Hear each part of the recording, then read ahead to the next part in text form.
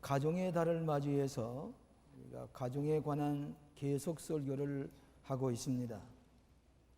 처음에는 전국 시민을 키우는 복된 가정, 지난 주일에는 가정의 에브라임이라 해서 고난 중에 창성케 하시는 하나님의 축복이 요셉의 둘째 아들의 이름 에브라임의 이름을 따서 우리 같이 생각했습니다.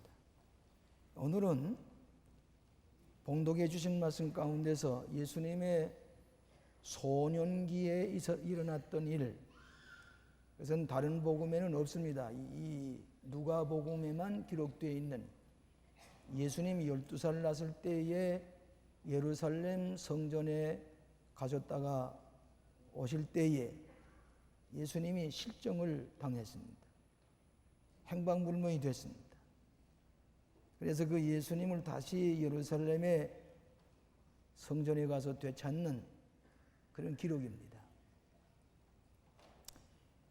예루살렘 주변 32km 안에 있는 유대인 남자는 매해 꼭 3번을 예루살렘에 올라가서 축제 예배에 참석해야 됩니다. 하나는 유월절이고, 하나는 오순절이고, 또 하나는 장막절입니다. 여자는 제외되어 있습니다. 그러나 여자가 같이 참석할 수도 있습니다. 매해 예루살렘에 올라가게 될 때에 이번에도 12살 난 소년 예수님과 함께 마리아와 요셉이 예루살렘 올라가서 일주일 동안 유월절을 잘 지켰습니다. 그리고 다시 나사렛으로 오게 됩니다. 순례자들이 수천 명의 길을 메워서 다시 고향으로 돌아오게 됩니다. 요셉과 마리아가 하룻길을 오는 동안에 그들은 흥분했습니다. 유월절을 지키는 동안에 그 예식이 어떻든, 바리새인이 어떻고 사두개인이 어떻고, 그 유월절 행사가 큰 은혜가 되었다는, 서로 흥분하면서 얘기를 주고받습니다. 또 로마의 식민지 밑에 있었던 저들은 우리의 그 애국운동이 어떻게 전개되는가, SN파는 어떻게 활동을 했는가, 그런 얘기를 주고받으면서 내려옵니다. 여자들은 예루살렘 시장에 가서 쇼핑을 했던 얘기, 음식만 얘기, 또 패션에 대한 얘기, 아마 그런 얘기들 하면서 다시 나사렛으로 가고 있었습니다. 저녁이 되어서 이제는 천막을 치고 하룻밤을 쉬어야 됩니다. 천막을 치면서 보니까 마리아 요셉이 예수님이 온 데가 한 데 없습니다. 아무리 찾아봐도 예수님이 안 계십니다. 아마 친척들 사이에서 오셨을 것이다. 아마 동네 사람들과 얘기를 주고받으면서 오셨을 것이 생각했는데 예수님이 안 계십니다. 당시 이 캐러반 순례자 행렬에는 앞에는 장정들이 서서 혹 짐승들이나 도적질하는 강도들이 습격을 할까봐 남자들이 앞장서고 뒤에도 또 장정들이 호위해서 가는 것입니다. 예수님이 안 계시니까 이 마리아와 요셉이 당황했습니다. 그 군중들 사이에 어디 잘못되지 않았나. 즉시 예루살렘은 다시 찾아 올라갑니다. 사흘 길을 가고 나서 예루살렘 올라가서 성전에 가보니까 12살 난 예수님이 성전에서 그 모든 신학 박사들, 율법 학자들과 더불어 질문하기도 하고 또 듣기도 하고 또 말씀을 하시는 가운데 그 지혜와 지식의 말씀을 듣고 거기 있는 신학 박사들이, 거기에 있는 모든 종교 지도자들이 깜짝 놀라는 것입니다. 어디서 이런 지혜와 지식이 예수님께 있었을까? 그래서 이 마리아와 요셉은 깜짝 놀라서 어찌해서 그 예수가 우리들에게 이렇게 걱정을 끼치느냐 그랬더니 12살 난 예수님이 하시는 말씀이 어찌야 저 때문에 걱정하십니까? 내가 아버지 집에 있어야 될 줄을 모르십니까? 이때부터 예수님은 메시아 되심이 하나님의 아들이 되신 것을 선포하게 되는 것입니다. 예수님을 모시고 다시 나사렛에 가서 예수님은 30세가 될 때까지 부모님을 잘 모시면서 순종하면서, 요셉은 일찍이 세상을 떠났기 때문에 그 동생들, 여동생들 아마 대여섯이 있었을 것입니다. 목수일을 하시면서 동생들 돌보면서 어머니 마리아를 도우시면서 가정생활을 하셨다. 그런 내용의 말씀입니다. 유대인이 13살만 되면은 율법의 아들이라고 하는 성년식을 합니다. 그래서 그때부터는 율법을 절대적으로 지키고 율법 안에서 사는 유대인이 되어야 되는 13살 났을 때 의식이 있는데, 그 한 해 전에 예수님은 예루살렘 올라가셔서 그 율법의 아들에 대한 의식을 할 것을 준비하는 아마 그런 시간도 가졌을 것이라고 생각을 합니다. 여러분, 오늘날 우리나라나 세계의 가장 큰 문제가 무엇입니까? 청소년들의 문제입니다. 그들의 교육의 문제입니다. 오늘 선생님들이 소년들을 가르치고 소녀들을 가르치는데 어떻게 할 바를 모르고 있습니다. 너무나도 엄청난 일들을 그들이 가지고 있는 것을 보고 선생님들이 당황해하고 있습니다. 학원 폭력의 문제도 소년 소녀의 문제입니다. 소위 왕따라고 하는 것도 소년 소녀의 문제입니다. 그들이 어렸을 때 술을 마십니다. 담배를 피웁니다. 혹 마약을 하는지도 모릅니다. 성적으로 문란해집니다. 때로는 하룻밤 사이에 가출을 해버립니다. 소년을 잃어버린 부모들, 소년들이 어디 가서 뭘 하는지 한시도 마음을 놓을 수가 없이 전전긍긍해하는 소년 소녀를 가진 부모님들을 보게 됩니다. 자식을 잃어버린 부모들, 정신적으로 혹은 영적으로 잃어버린 자식들을 가지고 있는 부모님들의 걱정을 우리는 듣게 됩니다. 소년 예수님, 12살 난 예수님도 잃어버렸댔습니다.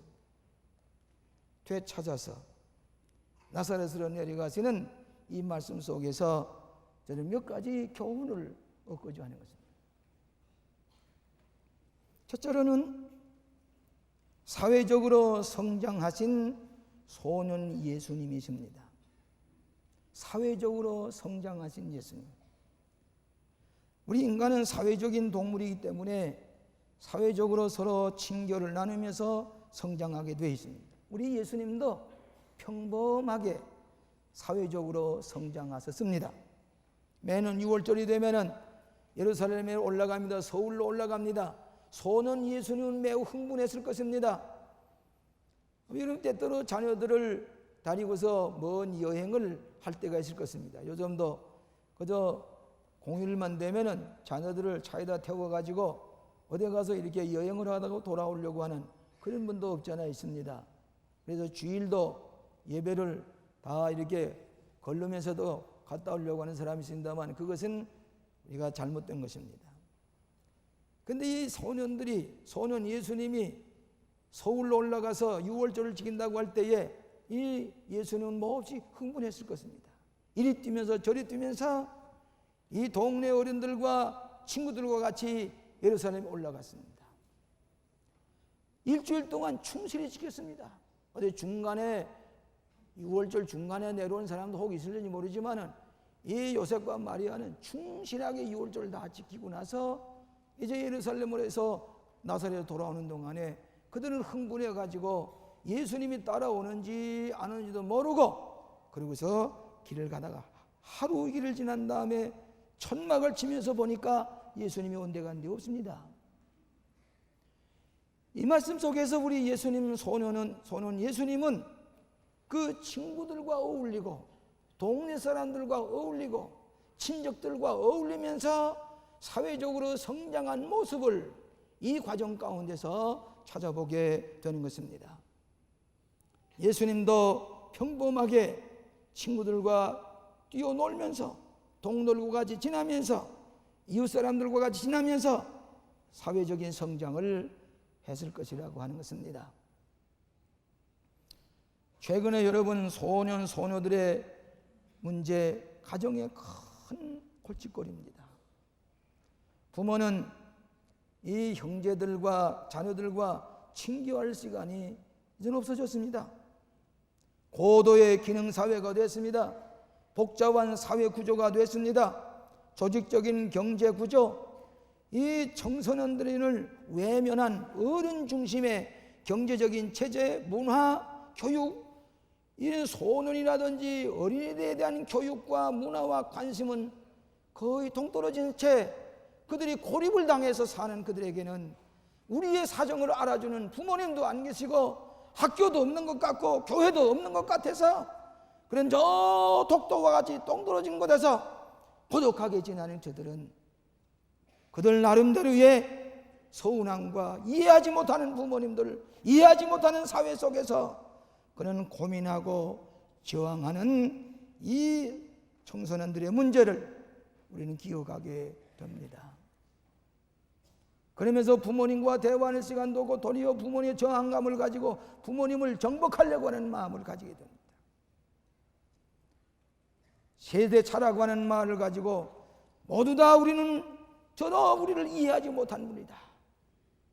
그 나름대로의 가치관을 가지고 그 나름대로의 취미를 가지고 그러니까 동네 그 잘못된 친구들과 모여서 술도 마셔봅니다. 담배도 피워봅니다. 못된 짓을 해봅니다. 그러면서 자기의 억울한 감정들을 발산해버리는 오늘 주변의 청소년들을 우리가 보게 됩니다. 16살까지의 그들이 텔레비전 시간을 얼마나 보느냐 통계를 난 걸 보니까 12,000시간에서 15,000시간을 보는데 그 시간은 학교에서 선생님에게 공부하는 시간보다도 훨씬 많은 시간이요 부모를 만나서 대화하는 시간보다 훨씬 많습니다. 지난 주간 모 일간신문에 보건복지부의 통계가 나왔는데 우리나라 청소년들의 흡연율이 고3 학생, 남학생들 얼마가 되는 거니 41.6%가 되는데 세계에서 최고의 흡연율을 가진다는 것입니다. 미국의 흑인 소녀들보다 그들은 28.2%인데 비해서 훨씬 많은 학생들이 담배를 피는 것입니다. 일본의 남학생들이 26.2%, 러시아의 소년 19.4%에 비해서 41.6%. 여학생도 예외가 아닙니다. 여학생들이 담배 피는 확률이 일본의 소녀와 러시아의 소녀보다도 높은 비율을 나타내고 있습니다. 여러분, 전 세계적으로 매해 이 흡연 때문에 담배를 피는 것 때문에 질병에 걸려 죽는 사람이 세계적으로 몇 명이나 되는 거니 350만 명이나 된다는 것입니다. WHO의 통계입니다. 담배를 피는 사람은 폐암에 걸리고 후두암에 걸리고 호흡기 질환이 되고 심장병에 걸려서 죽는데 10대에 흡연을 하기 시작한 사람의 사망률은 50%가 된다는 것입니다. 전에 제가 해부학을 공부한 적이 있습니다. 저 지게꾼이 변사체가 돼서 해부를 하게 됐습니다. 이 가슴에 폐장을 열고서 폐를 이렇게 쭉 짜보니까 줄담배를 피던 그가 그 폐에서 피 섞인 고름 같은 것이 나오는데 니코틴 냄새가 어떻게 지도가 있나 알 수 없어요. 뇌를 자르고 사방에 보니까 사방에서 니코틴 냄새가 담배 피는 냄새. 10대에 어렸을 때에 이 담배를 피기 시작하면 벌써 폐에 병들고 자살행위입니다. 폐암이 걸리고 후두암이 걸리고 심장병이 걸리고 뭐 이 모든 장기가 그냥 몽땅 병들어서 자살행위입니다. 그렇기 때문에 그들은 50%가 일찍이 병들어 죽는다는 얘기입니다. 고독하기 때문에 텔레비전 한 장 붙들고 있습니다.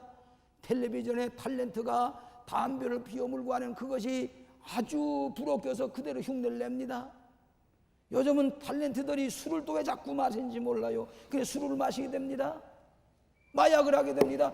담배를 피고 술을 마시고 마약을 하게 되고 그 다음에 뭐든지 하게 됩니다. 자기 나름대로의 가치관을 가지고 살아가는 이 청소년들 문제가 심각한 문제요. 이 나라의 장래가 염려되는 문제다 그 말입니다. 그렇기 때문에 미국의 대통령은 담배와의 전쟁을 선포했습니다. 그래서 담배 만드는 회사와 정면 충돌을 하고 여러 가지 비난을 받았지만은 담배를 끊어야 된다. 우리나라도 이 금연운동을 일으켜야 됩니다. 혹시 우리나라 대통령이 담배를 피신다면은 담배를 끊으셔야 됩니다. 부모들이 담배를 피우게 되면 자식들은 꼭 담배를 핍니다. 부모들이 술을 마시면 자녀도 술을 마십니다. 거기 끝나는 게 아니라 마약으로 넘어가고 나중에는 스스로 나라를 망치는 그런 결과를 가져왔을 때 누구의 책임이냐 그 얘기입니다. 오늘 예수님은 좋은 건실한 이웃의 자녀들과 같이 친교를 나눕니다. 예루살렘에 예배하려 가는 순례자의 길에 섞여서 그 친구들과 얘기를 주고받는 그런 가운데서 소년 예수님의 정서적인 것, 인격적인 것이 성장하게 되었습니다. 부모님과 사귀고 친구들과 좋은 교회 나오는 교회학교 학생들과 중등부 학생들과 고등부 학생들을 사귀는 동안에 성격이 젠틀하게 됩니다. 친절한 성품, 서로 사랑하고 돌보고 아끼고 그리고 격려하고 기쁨과 즐거움을 나누는 사회적인 성품을 우리 교회 안에서 좋은 친구와 사귀면서 성장하게 될 때에 예수님처럼 훌륭한 성품을 가지고 자라게 될 것입니다. 이런 사회적인 성장이 없으면 질투심이 생깁니다. 증오심이 생깁니다. 오만한 성품이 생깁니다. 보복하려는 마음이 생깁니다. 자기보다 나으면 왕따 시켜야 되겠다. 그런 마음의 정서적인 쾌감을 느끼게 됩니다. 이기적이 됩니다. 성을 잘 냅니다. 포악해집니다. 오늘 청소년들의 사회적인 성장이 얼마나 중요하다고 하는 것을 우리가 생각하면서 우리 자녀들의 소년들이 집을 나가고 잃어버리고 있지 않습니까? 용서하시기 바랍니다.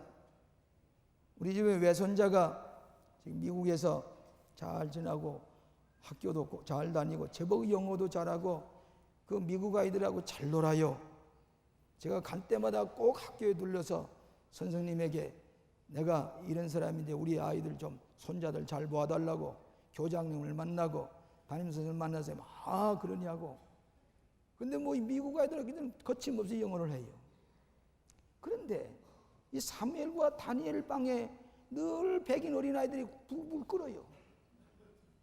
왜 그러냐 그랬더니 그 미국 학생의 미국 어린이들의 부모가 그 다니엘과 사무엘 집이 가게 되면 가서 좀 놀라고, 그가 교회 학교에서 성경을 배우고 가정 예배를 드린 동안에 성격이 아주 부드럽고 배울만하고 젠틀하고 그 한국 어린이가 가서 배우라고.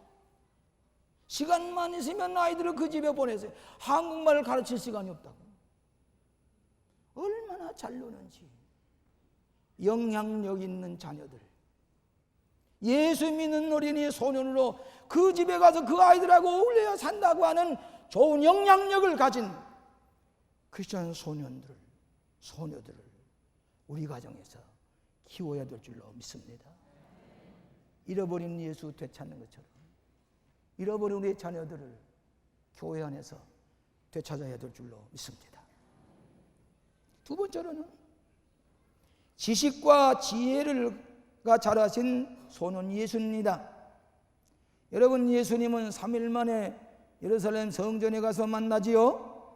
그런데 예수님은 거기에 앉아서 듣기도 하고 묻기도 하고 그리고 말씀을 하는데, 요즘 말하면 신학 강좌요 공개 토론회에 이 12살 난 예수님이 거기 서서 지혜와 지식을 가지고 대화하는데 다 깜짝 놀랐습니다.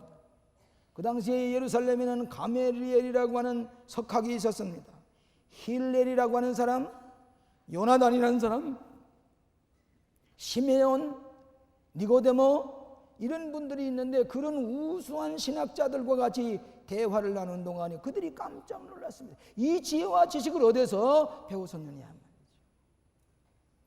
여러분, 예수님은 하나님께서는 이 땅에 두 가지만 세웠습니다. 두 가지 기관. 예수님은 하나님께서는 나라도 세우지 않았습니다. 정당도 세우지 않았습니다. 학교도 세우지 않았습니다. 사회단체도 세우지 않았습니다. 하나님은 꼭 두 가지 세웠어요. 하나님은 인간이 가정입니다.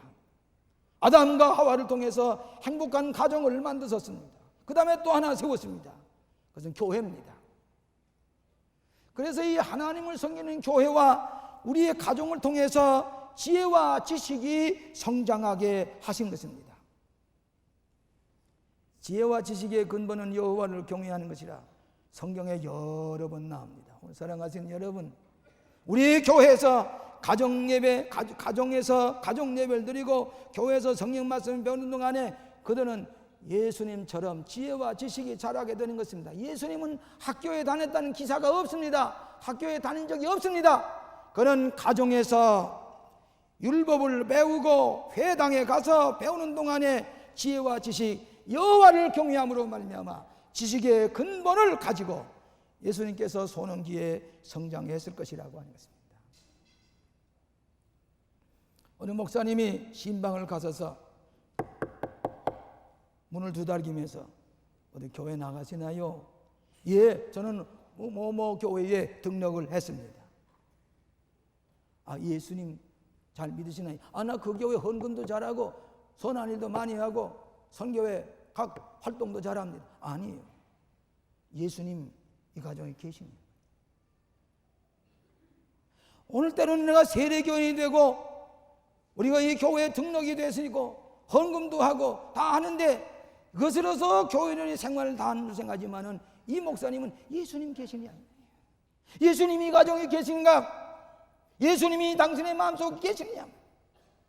오늘 때때로 예수님 잃어버리고 예수님이 계신 것처럼 착각을 하면서 크리스천의 생활을 한다고 할 때가 없잖아 있는 것을 알게 됩니다.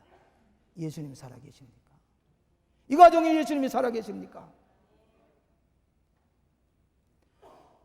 미국의 한 흑인이 저 남쪽에 출장을 갔습니다. 주일날이 됐습니다. 호텔에서 보니까 저 앞에 훌륭한 큰 예배당이 보입니다.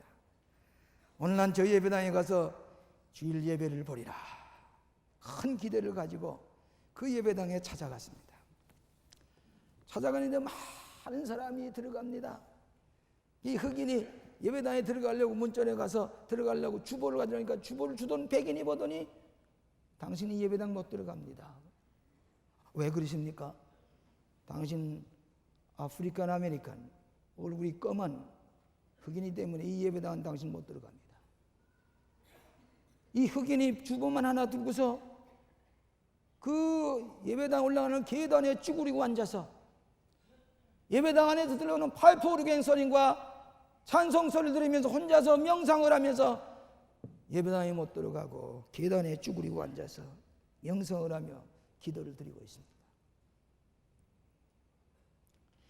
이때 비몽사몽간에 연호를 입은 분이 이 흑인의 어깨를 두들기면서 왜 당신이 거기 앉아 있어?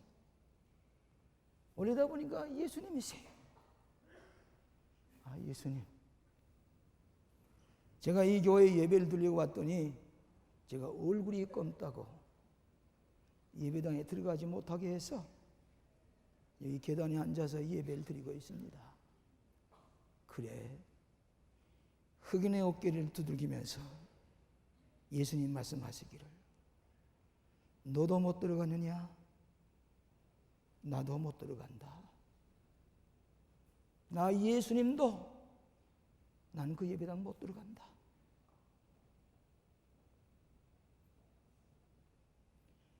예수님 안 계시는 교회, 예수님 안 계시는 예배, 예수님 잃어버린 교회, 예수님 잃어버린 기독교, 교단.